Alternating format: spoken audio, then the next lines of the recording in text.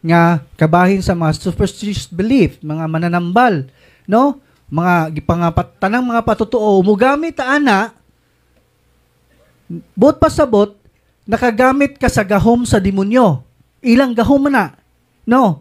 So, once gani nga mugamit ka sa ilang gahom, duna na siya bayad. Unsa may bayad ngayang pangayoon? Yes, kalag. Dili, bisan pag, bitaw na igingon niya diri sa Biblia o sa Ginoo nga, nahurot na lang iyang katigayunan sa pagpatambal, wala gid siya maayo. Bisan pag 10 bilyon ang imong kwarta niya, imong ibayad, di gyud niya dawaton. Kay ang iyang gustong kuhaon, imong kalag. Mao na ang mga demonyo dinhi sa kalibutan maningkamot og dala og kalag paingon sa spirit at paingon sa impierno, kay sakiton man sila sa impierno kung wala sila madalang kalag. Mo nang timan-an nato, no? So kay aware ta ani. So unsaon man to paglikay, no? Ato mahibaw-an ni. Mo nang kinahanglan nga unsa?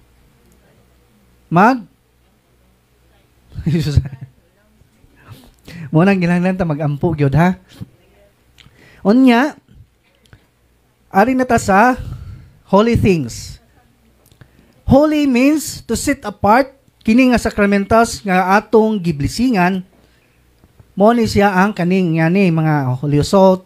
So kani siya wala pa may kaniha pahinumdum ha kanang gibaligya na to diha sa sakramentals area, wala pa na mablisingi. No? Dili ta pwede magbaligya og sakramentals nga blessing na. Bawal na siya. Ha? Mawa ang gahuma na. Mawa ang kuan niya. So kinanglan ang sakramentas wala gyud na siya blessing. Diha na mo blessing si Padre sa inig magmori na siya. Mo na no mga sakramentas nga bablisingan nato. Nya pahinumdum di ay kanang magblessing ta, maglingkod ta ha. Dili na ana na diha. So ayo mo kaguol kay naman mi mga ministers mo musuroy nga mo sablig og mga holy water. So ana na ta sa lingkuranan. So mo na i-sit apart niya, ibulag niya. So, ang butang nga natural, iyan na nang himuong holy. No? So, muna itong timanan. So, kaalam ni Solomon, says kini, balaang mga butang, ug inyo kining tagdon sa paagi nga balaan, kamo mismo isipon nga balaan. Kung makakaton kamo, nining pagtulunana, makahimo kamo pagpanalipod sa inyong kaugalingon sa adlawng paghukom. No? So, pwede din nato ni magamit sa pagpanalipod. No? So, unsa may proper use of sacramentals? Unsa may atong proper use nga kini mo epekto ni sa atong kaugalingon? Unsa man? Stoy. Ha? State of grace or authentic faith? Tinuod nga pagtuo. Now, doon na ba tayo mga tinuod nga pagtuon eh? Mingon po tig, naa. Bantay bitaw mong naa. Nga sige tagbuhat og patutuo. Until now, sa Pasko, siguro yung nagbutang anig 13 ka itlog. 13 ka prutas. Tinoo, dili. Tinoo, tugaan yun mo. Kaya di mo sakiton. Pero i-renounce na nato, ha? 12 pa di ay. Mag-renounce lang ta na, ha? Ato na nang ipahibaw niya. Mag-renounce lang ta na. Unya, kana pong nagyod ni, kanang motor, mga sakyanan, paandaron og binanha, banha kay maglibot-libot, guyuron pa ng lata, no? Bawal na siya, wala na. Mo na siya mga patutuo. So wala tay tinuod nga pagtuo, no? Wala tay tinuod nga pagtuo. Kawang lamang atong pagsimba. Mo si Marcos City na mabasa nimo, kawang lang inyong pagsimba kanako, kay inyong himo nga balaod sa tao, gihimo niyong balaod kuno sa Dios. Dili man na balaod sa Dios. No? So muna, mawa ang atong tinuod nga pagtuo. So importante ang true faith.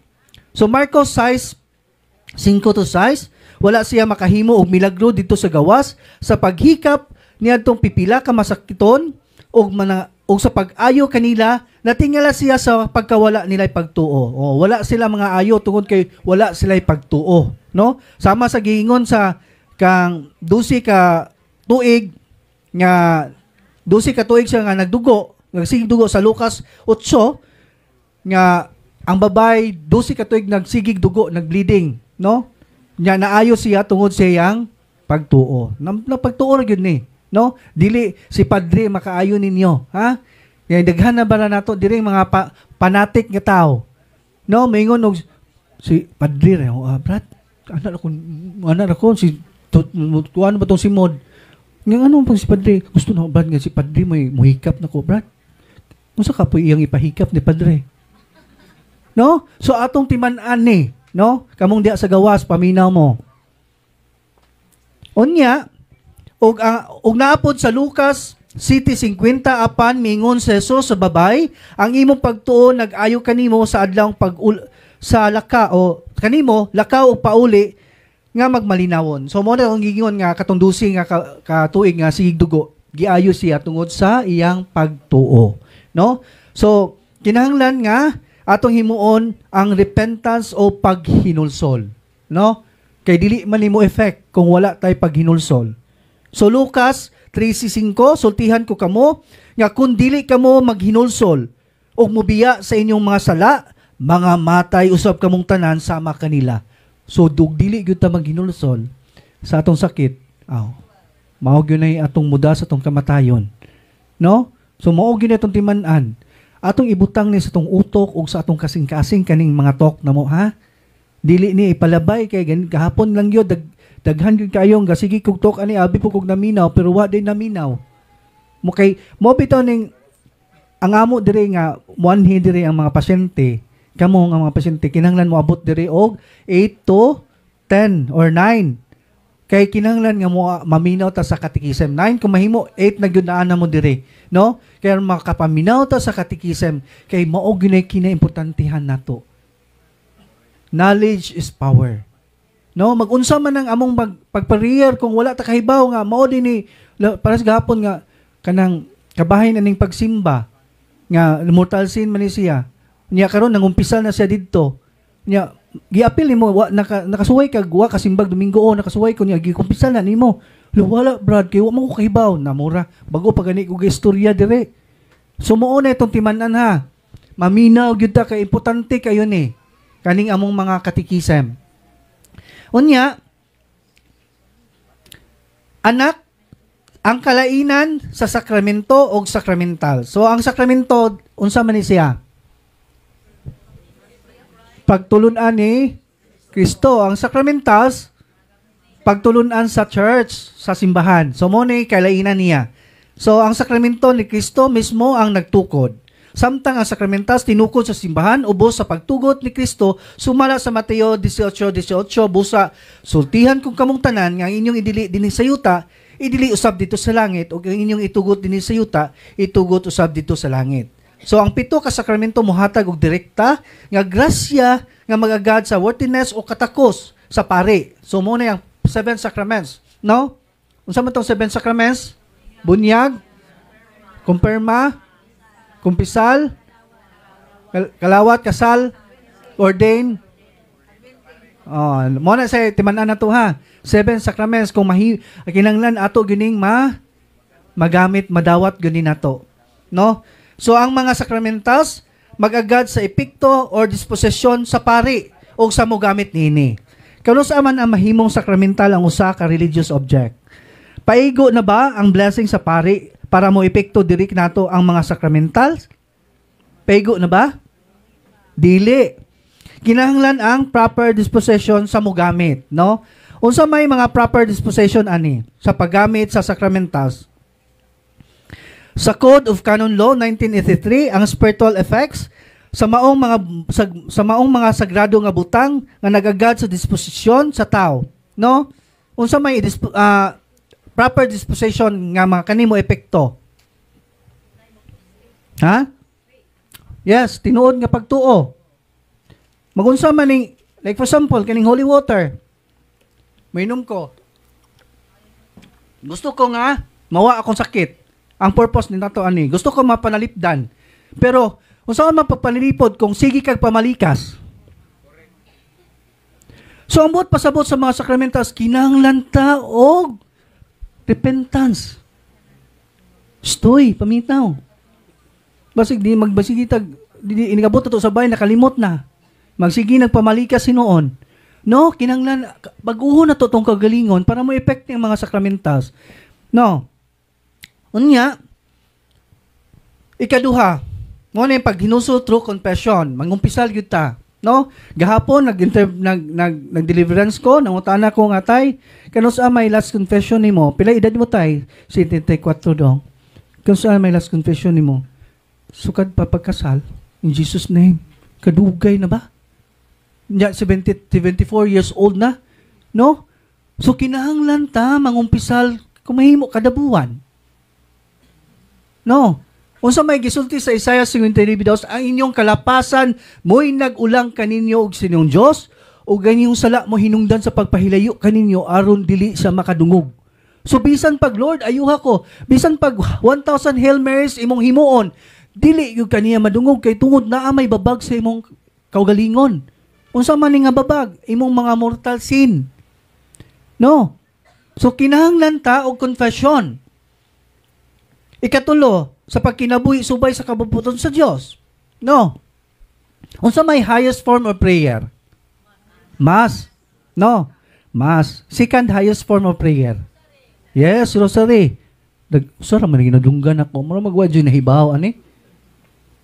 No, sa panahon sa misa, ang inyong mga binyal sin mawagtang ni. Mao nang kinahanglan ta mo simbag Domingo ha. Kay og dili gani ta mo simbag Domingo, mortal sin ni. Unya dili ni siya mapapas ug mingon tag Lord, pasaylo ako kay atong Domingo wa ko ka simba. Unya mga lawat ka. Bawal po niha. Kay once gani ka wa kay simba niya mga lawat ka sa next Sunday mo simba ka, sacrilege po ni siya, duha na imong sala. Nya bugat ni siya nga sala. Mahimo ni siyang doorway. Doorway sa demonyo. Subuot pasabot imong gibutangag putahan para musud ang demonyo nimo. Mo nang masud ang mga harassment nimo, i-obsess ka. Imong pamilya walay kalipay, matinga ka ngano man eh. Mo man mi kalipay, oy, nay kwarta mo abot pero mapapas lang. Mo ni atong timan-an, no? Sa panahon sa misa kinahanglan mo simba gyud ta. Nya, yung sa may gisulti sa 1 Juan 5:16-17, ang sig ka magtotoo nga makasala nga dili mo sangpot sa kamatayon, pwede siya magampo. Unsa man ni siya nga sala? Binyal sin. Apan dunay sala nga mosangpot sa kamatayon nga dili nakapwede magampo nini. Unsa man ni? Mortal. So dili na dito pwede nga mortal sin atong sala, dili day pwede nga Lord. Pasaylo ako. Mortal man ni siya. Dili gyud kaniya pasayloon. Siya man mismo nagsulti, dili man ako. No, atong timan-an ni. No, kamong diha sa likod. Timan-an nato ni nga duna gani tay sala nga mortal, ato gani ikumpisal. Para hinlo gaan nya. Namay ni nakasuway na ba mo nga mangumpisal mo gaan kay inyong pamati? No? Makaangkon mo happiness that you cannot change the value of money. Mo ni atong timan-an. Sunod, kaning rosary. Kinahanglan kaning rosary atong pabisingan kay powerful man gining ng rosary no. Ako experience man gyud ako ng rosary nga very powerful gyud ang rosary. Kada gabi gyud ko mag-rosary. Di ko mahiluna, di kompleto ang adlaw kung dili ko makarosaryo. Mo ni atong ihabit sa atong kagalingon. Sugod karon katong di rosaryo, pag rosaryo gyud mo. Nya subay sa kabubuton sa Ginoo, manglihok gyud tanan ang mga maayong butang sa atong kinabuhi, no? So mo ni kung namoy mga rosary ipablisingan atong bantayan nga dili mo blessing me kung walay inre. Ngano man tulo man ang gilansang sa cross si Jesus, kinsay usa ikaduha? Si Dimas, Istas. Nya karon ug way inre si Jesus ra may nay inre, kinsa man ang cross nga nasa inyong rosaryuhan nga walay inre? Si Istas o si Dimas inyong gibutang sa rosaryuhan. Unya napod kani peligro ni kay gahapon sige ko nang talk dire. Wa siya kabantay nga iyang gidang rosaryuhan is satanic rosary. Dunay adlaw dinhi ang satanic rosaryhan. Dire nay adlaw niya nay has dire galikos. Mo na siya satanic rosary. Bisan pagpablisingan na nimo dili gyud na mo effect. Diha may pasyente nga gideliverance na mo ilang balay kay dili man siya maulian. Bisa kung saon na mo deliverance gihimo na namo tanan. Nya among pag blessing na mo amo man nang i-check ang ilang ipalibot tanan mga butang amo na i-check didto nakita nako ang rosary gibutang sa kidlid nga satanic rosary. Dito na among gikuha niya i-break man na nato. Dili na pwede nga ato lang nang ilabay ha. Kanang mga habak nga inyong i-surrender, dili na pwede nga inyo lang nang ilabay kay kamo gyapon tagiya na. Kinahanglan i-break na to na prayer ana nga breaking prayer. No? So ato nang timan-an.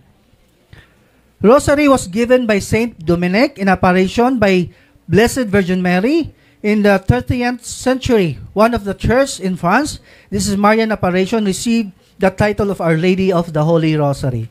So sunod candle. So candle, and so the candle itself is full of symbolism. It symbolizes the purity of the soul, for which the Christian fights daily against temptations. It reminds us by its fragrance of the divine grace, and at the same time stands as reminder that our souls are malleable at these materials. So, no, mo na itong timanan ng kandila. Dunay diha sa katedral, nabantayan na to nga daghan ng klaseng-klaseng color. Bawal na niha. Sa una lang, ako mukadagkot ko diha sa katedral, puti ra gyud ang kandila sa una. Karon piting daghanan na, nanay pula, green. Unya, ang estudyante mo dagkot nga gusto siya makapasar, unsa man kulura na? Puwa. No. Superstitious belief na ha. Patutuo na. Nya, kana pong nakaigibudian, unsay idagkot? Itom. Tagpila ang itom nga kandila. Kisay nahibawan eh. Tag 1.5, gamaratuham ng 1.5, ng 40, 1.5 ang usa ka na. 1,500 ang usa ka kandila kanang itom. Pero dili ka kakita diha sa katedral kay imuon man na nila. Special man na. Muna sila yung mga superstitious belief, no? So muna itong idili. Anya crucifix, kaning crucifix, muna siya. So crucifix is not Jesus, but it is a beautiful reminders of His passion and great love for us. So powerful po ni siyang crucifix. Dagan may mga experience din hinga among deliverance, mapasok sila sa crucifix, kani kahoy ra ni pero matinga sila agay ilang kwaon ilabay ni nila kay init man eh. Matinga ka kay ngano mang init man nga kahoy man eh gabaga mura kuno gabaga. Napagani uban nga makita nimo mawaso. Uban katong inigana mulabhag ilang panit mupuwa marka ang cross. Mo na powerful ang cross. No? Unya sunod. Holy water. Holy water protect people, house, items. Mo na siya. Pwede og kaning holy water ato sa balay mag-sprinkle ta, mag-seal ta. Mo na itong gamiton, no? Sa kwarto before ta matulog, i-sprinkle na to na. Sunod, holy oil. Unsa may gamit sa holy oil? No? Ang pwede ra nato pabisingan nga oil, unsa raman? Olive oil. Kaya ang gigamit ni Kristo mismo ang olive oil man. So dili pwede ang mantika sa baboy. Kaya dito sa Santander, gaptok mi dito, among gipa-check before blessing sacramental si Padre. Dahay mantika nga gipalit niya sa tindahan. Mantika og lube. Giputos pag silupin. Parehas pa ng BQ ba nga na. Dili na pwede niya. Diya pa dyan si sesame oil. Dili na pwede ha. Dili ta pwede na mo blessing. Olive oil good pure. No, mo na itong timanan. Unya, duna ko'y experience ani nga grabe nindot yun kayo. Di ako'y sis diri sa akong kilid. Anya ako na ning gipa schedule ni Doktora Halad kay akong paoperahan. Akong ipatangtang niya.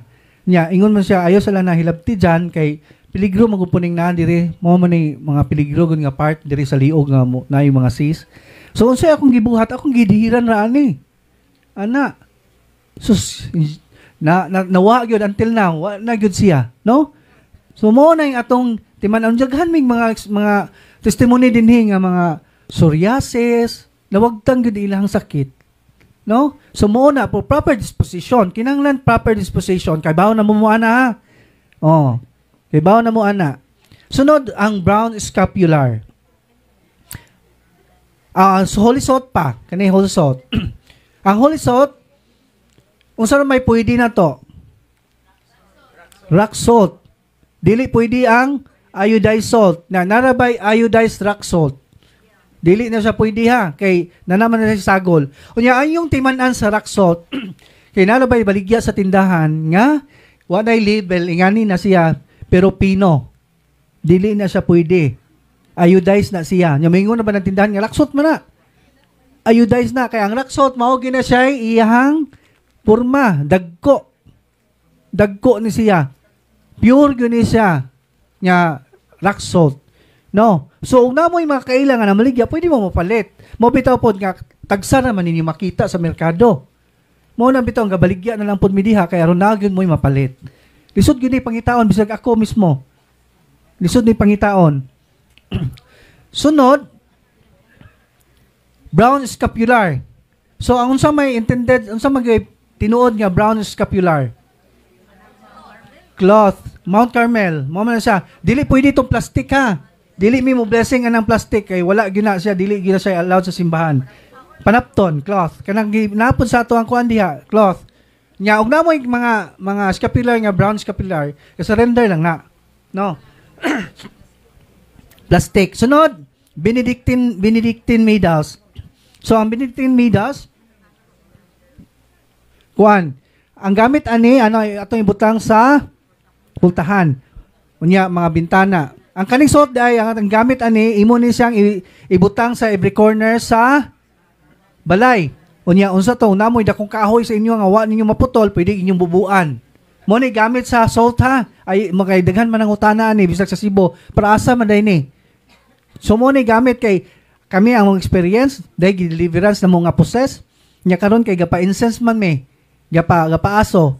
Nya pag aso niya kay sakit man na sila ha, masimutan na sa mga possess.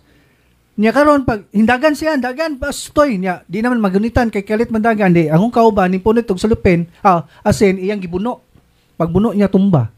Nya pino ra man di man tibuok. Pag igo niya na paktumba gyud siya. So powerful kayo mga sakramentals.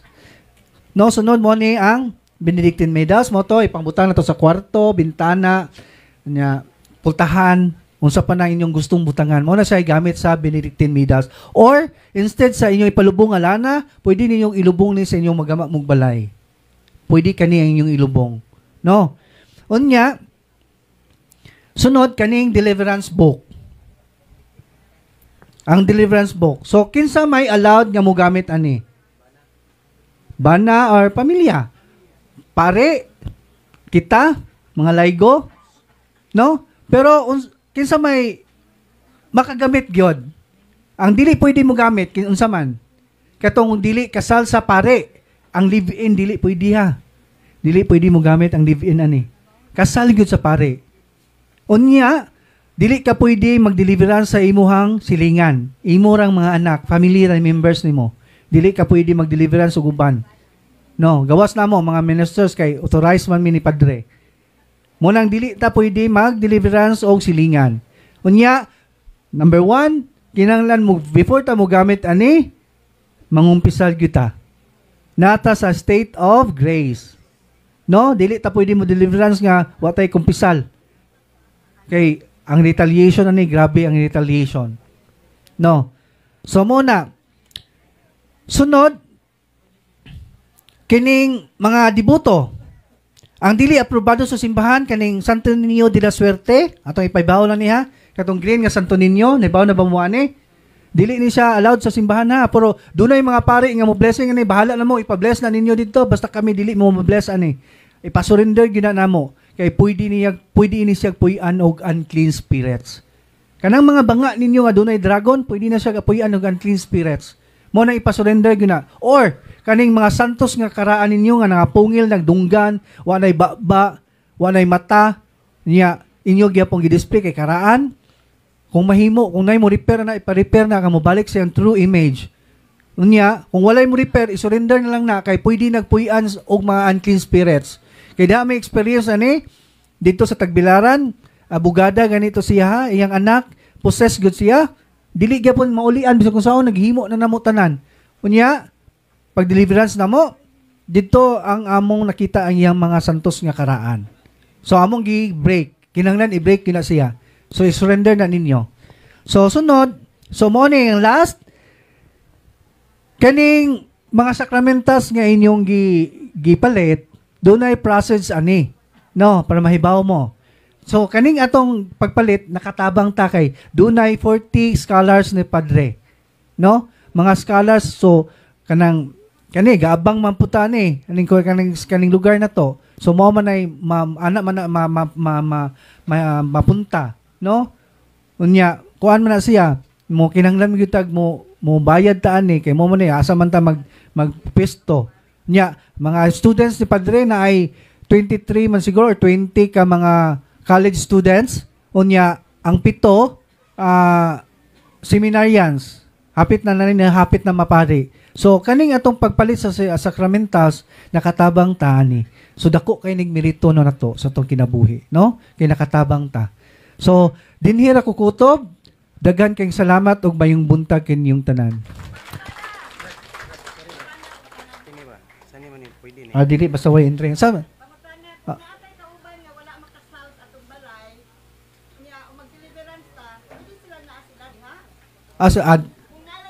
Pwede ra gud mother. Pwede ra pero kinahanglan gid ato gyud silang inggan yung magpakasal yun. Na pwede gud na. Kay kanang kasal daghan man kasal wa man jud bayad ng kasal in town oy. Way bayad na siya. No? So ani ra ko taman, Bro Jesse.